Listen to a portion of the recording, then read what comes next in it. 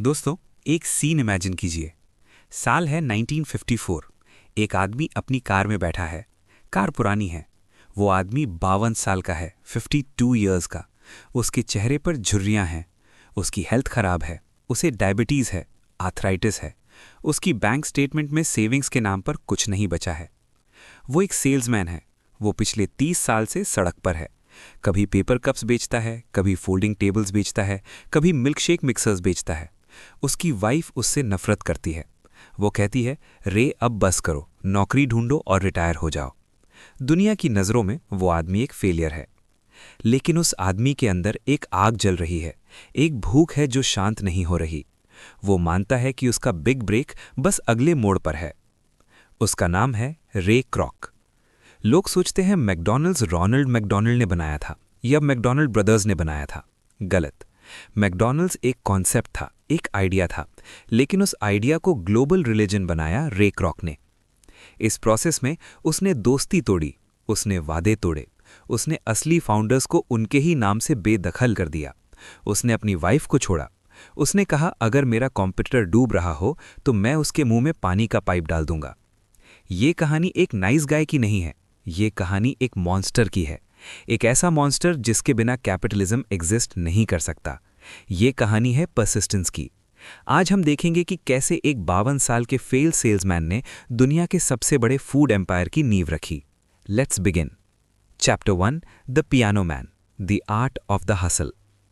रे क्रॉक का जन्म 1902 में इलिनॉय में हुआ। चेक इमिग्रेंट्स का बेटा। बचपन से ही रे को पढ़ाई में इंटरेस्ट नहीं था। उन्हें एक्शन चाहिए था। वर्ल्ड वॉर 1 के टाइम उन्होंने अपनी एज फेक की और रेड क्रॉस एम्बुलेंस ड्राइवर बनने चले गए। और गैस कीजिए उनके बैच में दूसरा ड्राइवर कौन था? Walt Disney. दुनिया कितनी छोटी है। एक तरफ फ्यूचर का एनिमेशन किंग, दूसरी तरफ फ्यूचर का बर्गर किंग। दोनों 15 साल के थे। वॉर खत्म हुआ, रे वापस आए। उन्होंने देखा कि उनके पिता, जो एक रियल एस्टेट स्पेक्यूलेटर थे, उन्होंने स्टॉक मार्केट क्रैश में सब कुछ खो दिया। उनके पिता डिप्रेशन में चले गए और उनकी डेथ हो गई। रे ने सीखा, स्पेक्यूलेशन मत करो, ग्राइंड करो। रे ने पियानो बजाना सीखा। वो रात को क्लब्स में पियानो बजाते थे, दिन में पेपर कप्स बेचते थे। वो सुबह 7 बजे से रात के 2 बजे तक काम करते थे। उनके पास टैलेंट नहीं था, उनके पास सिर्फ स्टैमिना था। वो लिली ट्यूलिप कप कंपनी के टॉप सेल्समैन बन गए। लेकिन उन्हें लगा कि वो किसी और के लिए काम कर रहे हैं। 1939 में उन्हें एक नई मशीन दिखी, द मल्टी मिक्सर। ये एक ऐसी मशीन थी जो एक साथ 5 मिल्कशेक्स बना सकती थी। रे ने अपना घर गिरवी रख दिया और इस मशीन के डिस्ट्रीब्यूशन राइट्स खरीद लिए। अगले 15 साल रे क्रॉक ने अपनी कार में ये भारी मशीन उठाकर पूरे अमेरिका का चक्कर लगाया। हर रेस्टोरेंट, हर सोडा शॉप पर गए। लोगों ने दरवाजे बंद किए, कुत्तों को पीछे छोड़ा। रे क्रॉक 50 के हो गए थे, लेकिन वो अभी भी मिक्सर बेच रहे थे। यहाँ हमें रे का कैरेक्टर समझ आता है। वो डिल्यूजनल थे, पॉजिटिव वे में। उन्हें लगता था कि सक्सेस बस आने ही वाली है। Chapter 2, the mystery order, San Bernardino. 1954 में रे क्रॉक के पास एक अजीब ऑर्डर आया। कैलिफोर्निया के एक छोटे से शहर सैन बर्नार्डिनो से एक रेस्टोरेंट ने 8 मिक्सर्स ऑर्डर किए थे। रे हैरान रह गए। 8 मिक्सर्स? इसका मतलब वो एक साथ 40 मिल्कशेक्स बना रहे हैं। ऐसा कौन सा रेस्टोरेंट है जो इतने शेक्स बेच रहा है जबकि बाकी दुकानें बंद हो रही हैं? रे को लगा कि शायद मशीन खराब है या ऑर्डर गलती से आया है। उन्होंने डिसाइड किया, मैं खुद जाऊंगा देखने। वो चिकागो से कैलिफोर्निया उड़े। जब वो वहां पहुंचे तो उन्होंने जो देखा उसने उनकी दुनिया हिला दी। वहां कोई वेटर्स नहीं थे, कोई प्लेट्स नहीं थी, कोई ग्लास नहीं था। लोग लाइन में खड़े थे। एक विंडो थी, आप पैसे देते थे और 15 सेकंड के अंदर आपको बर्गर और फ्राइज मिल जाते थे। 15 सेकंड? उस जमाने में बर्गर मिलने में 30 मिनट लगते थे। रे क्रॉक लाइन में खड़े हुए। उन्होंने बर्गर खाया। वो बर्गर परफेक्ट था। उन्होंने वहां के मालिक को ढूंढा। 2 भाई, डिक और Mac McDonald. Chapter 3, the tennis court symphony, the speedy system. Dick और मैक मैकडॉनल्ड जीनियस थे। उन्होंने रे को उनका किचन दिखाया। रे ने देखा कि किचन किसी रेस्टोरेंट का किचन नहीं था, वो एक फैक्ट्री थी। डिक मैकडॉनल्ड ने उन्हें बताया कि उन्होंने ये कैसे किया। उन्होंने रे को टेनिस कोर्ट पर ले जाकर एक कहानी सुनाई। कुछ साल पहले डिक और मैक ने रेस्टोरेंट बंद कर दिया था। उन्होंने टेनिस कोर्ट पर चौक यानी खड़िया से किचन का नक्शा बनाया। उन्होंने अपने एम्प्लॉयज़ को बुलाया और कहा, प्रिटेंड करो कि तुम बर्गर बना रहे हो। वो वहाँ ड्राई रन करते थे। अगर ग्रिलर और फ्रायर टकराने वाले होते तो डिक चौक मिटाते और नया डिज़ाइन बनाते। उन्होंने ये तब तक किया जब तक हर मूवमेंट परफेक्ट नहीं हो गया। इसे उन्होंने नाम दिया the speedy service system. Burger का साइज फिक्स था, अचार की जगह फिक्स थी, मस्टर्ड और केचप की क्वांटिटी फिक्स थी। ये आर्किटेक्चर ऑफ एफिशिएंसी था। रे क्रॉक का दिमाग फट गया। वो एक सेल्समैन थे। उन्होंने पूरे अमेरिका में हजारों रेस्टोरेंट्स देखे थे, लेकिन ऐसा कुछ कभी नहीं देखा था। उन्होंने सोचा ये रेस्टोरेंट सिर्फ सैन बर्नार्डिनो में क्यों है, इसे हर शहर में होना चाहिए। Chapter 4 the deal with the devil. रे ने ब्रदर्स से कहा, इसका फ्रेंचाइज शुरू करो, मैं इसे पूरे देश में फैलाऊंगा। डिक और मैक ने मना कर दिया। उन्होंने कहा, हम खुश हैं, हमारे पास बड़ा घर है, नई कैडिलैक है, हमें और हेडेक नहीं चाहिए। फ्रेंचाइज में क्वालिटी गिर जाती है। रे ने उन्हें मनाया, आप बस घर बैठो, मैं सारा काम करूंगा, आपको रॉयल्टी मिलेगी। ब्रदर्स मान गए, लेकिन उन्होंने एक कॉन्ट्रैक्ट बनाया, एक ऐसा कॉन्ट्रैक्ट जो आगे चलकर रे के गले की हड्डी बनने वाला था। कॉन्ट्रैक्ट की शर्त ये थी, रे क्रॉक रेस्टोरेंट में एक कील भी नहीं बदल सकता जब तक मैकडॉनल्ड ब्रदर्स रिटन परमिशन ना दें। रे इतने डेस्परेट थे कि उन्होंने साइन कर दिया। उन्होंने सोचा, मैं बाद में देख लूंगा। उन्होंने मैकडॉनल्ड्स कॉरपोरेशन बनाई। Chapter 5 the struggle of a founder, broke at 55। Ray वापस चिकागो गए और उन्होंने अपना पहला मैकडॉनल्ड्स खोला, डेस प्लेन्स इलिनॉय में। उन्होंने वही स्पीडी सिस्टम कॉपी किया। उन्होंने खुद टॉयलेट साफ किए, उन्होंने खुद कचरा उठाया। वो चाहते थे कि मैकडॉनल्ड्स साफ हो। उस वक्त बर्गर जॉइंट्स गंदे होते थे, वहाँ बाइकर्स और सिगरेट पीने वाले आते थे। रे चाहते थे कि मैकडॉनल्ड्स में फैमिलीज आएं। रेस्टोरेंट चल पड़ा, लाइन लग गई। रे ने फ्रेंचाइज बेचना शुरू किया, लोग खरीदने लगे। लेकिन रे क्रॉक कंगाल हो रहे थे, क्योंकि कॉन्ट्रैक्ट के हिसाब से रे को फ्रेंचाइज फीस का बहुत छोटा हिस्सा मिलता था, बाकी हिस्सा मैकडॉनल्ड ब्रदर्स को जाता था। रे का खर्चा, ट्रैवल, लॉयर, स्टाफ उनकी कमाई से ज़्यादा था। 5 साल हो गए। रे के पास 100 रेस्टोरेंट्स थे, लेकिन बैंक अकाउंट में 0 था। मैकडॉनल्ड ब्रदर्स अपने बड़े घर में आराम से बैठे थे और रे के भेजे हुए चेक्स कैश कर रहे थे। जब रे उन्हें फ़ोन करता कि प्लीज़ मुझे प्राइस बढ़ाने दो या मेन्यू चेंज करने दो, तो ब्रदर्स कहते, नहीं, कॉन्ट्रैक्ट इज़ कॉन्ट्रैक्ट। रे को गुस्सा आने लगा। उन्हें लगा कि वो मेहनत कर रहे हैं और ये दोनों भाई उनका खून चूस रहे हैं। नफरत पैदा होने लगी।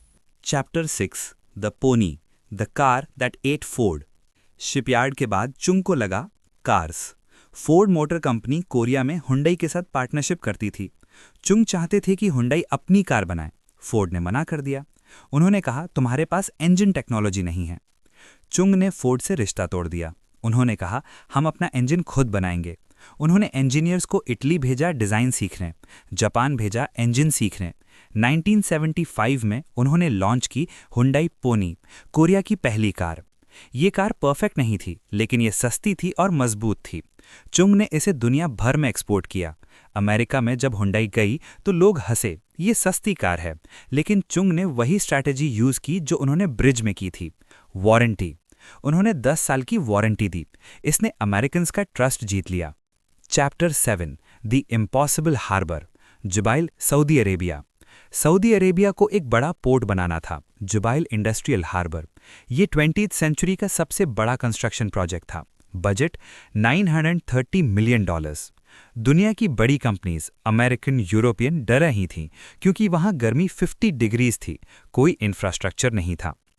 चुंग जू युंग ने बिड किया। उन्होंने आधे दाम पर बिड किया। सऊदी प्रिंस ने पूछा, तुम ये कैसे करोगे? चुंग ने कहा, हमारे पास एक सीक्रेट वेपन है। वो वेपन था ह्युंडई स्पिरिट। चुंग ने कोरिया से हजारों वर्कर्स भेजे, समुंदर के रास्ते सीमेंट और स्टील भेजा। वहां इतनी गर्मी थी कि दिन में काम करना मुश्किल था। चुंग ने कहा, हम रात को काम करेंगे। उन्होंने मशालें यानी टॉर्चेस जलाएं और रात भर काम किया। जब इक्विपमेंट कम पड़ गया तो उन्होंने कोरिया से इक्विपमेंट शिप किया। जब रास्ते में तूफान आया तो चुंग खुद शिप पर गए कैप्टन को मोटिवेट करने। उन्होंने ये प्रोजेक्ट वक्त से पहले ख़त्म किया। इस प्रोजेक्ट ने हुंडई को ग्लोबल मैप पर डाल दिया और इस प्रोजेक्ट से जो पैसा आया उसने कोरिया की इकोनॉमी को बड़ा बना दिया। Chapter 8 the Olympic gamble. Seoul चाहता था कि 1988 के ओलंपिक्स वहां हों, लेकिन जापान, नगोया भी रेस में था।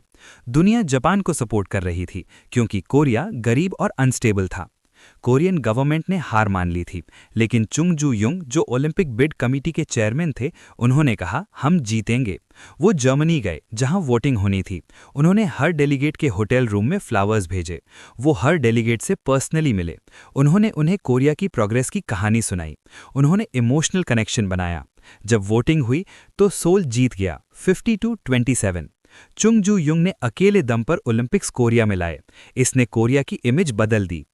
Chapter 9 the reclamation creating land from sea. Chung को जमीन चाहिए थी खेती के लिए। सियोसन में उन्होंने समुंदर को सुखाने का प्लान बनाया, लैंड रेक्लेमेशन। लेकिन समुंदर का बहाव इतना तेज था कि बड़े बड़े पत्थर बह जाते थे। डैम नहीं बन पा रहा था। इंजीनियर्स ने कहा सर ये इम्पॉसिबल है, पानी की ताकत बहुत ज़्यादा है। चुंग ने कहा फिजिक्स यूज़ करो। उन्होंने एक पुराना खराब ऑयल टैंकर शिप मंगवाया। उन्होंने उस शिप को उस जगह पर डुबो दिया जहां पानी का बहाव तेज था। शिप ने पानी को रोक दिया और इंजीनियर्स ने डैम बना लिया। इसे द टैंकर मेथड कहा जाता है। इंजीनियर्स हैरान थे। एक स्कूल ड्रॉप आउट ने उन्हें इंजीनियरिंग सिखा दी थी। इस जमीन पर चुंग ने चावल की खेती की। Chapter 10 the cattle drive redemption. कहानी वापस आती है 1998 में। चुंग जू युंग अब 83 साल के थे। वो सब कुछ हासिल कर चुके थे, लेकिन उनके दिल में एक बोझ था, वो गाय जो उन्होंने 65 साल पहले चुराई थी। उन्होंने नॉर्थ कोरिया, जो अब दुश्मन देश था, के लीडर से बात की। उन्होंने कहा मैं अपने गांव वापस आना चाहता हूं और मैं उसका कर्ज चुकाना चाहता हूं। जून 16, 1998 दुनिया ने एक अजीब नज़ारा देखा। 50 हुंडई ट्रक्स का काफिला बॉर्डर क्रॉस कर रहा था। उन ट्रक्स में 500 गायें थीं। कुछ महीने बाद वो 501 गायें और लेकर गए। Total 1001 cows. उन्होंने कहा मैंने एक चुराई थी, मैं 1000 गुना वापस कर रहा हूं। ये सिर्फ दान यानी चैरिटी नहीं था, ये पीस का सिंबल था। चुंग जू युंग पहले सिविलियन थे जो बॉर्डर क्रॉस करके नॉर्थ कोरिया गए बिना किसी डिप्लोमेटिक पासपोर्ट के। उन्होंने अपने परिवार से मुलाकात की, वो रोए। उन्होंने अपने पाप का प्रायश्चित किया यानी redemption. Chapter 11 the conclusion the spirit of can do. 2001 में चुंग की डेथ हो गई। उनका लाइफ मोटो था हैव यू ट्राइड इट, यानी क्या तुमने कोशिश की। जब भी कोई इंजीनियर कहता सर ये मुश्किल है, तो चुंग पूछते हैव यू ट्राइड इट। उनकी कहानी हमें क्या सिखाती है? 1. Start with nothing. आपको शुरू करने के लिए पैसे नहीं चाहिए, आपको सिर्फ क्रेडिट और हिम्मत चाहिए।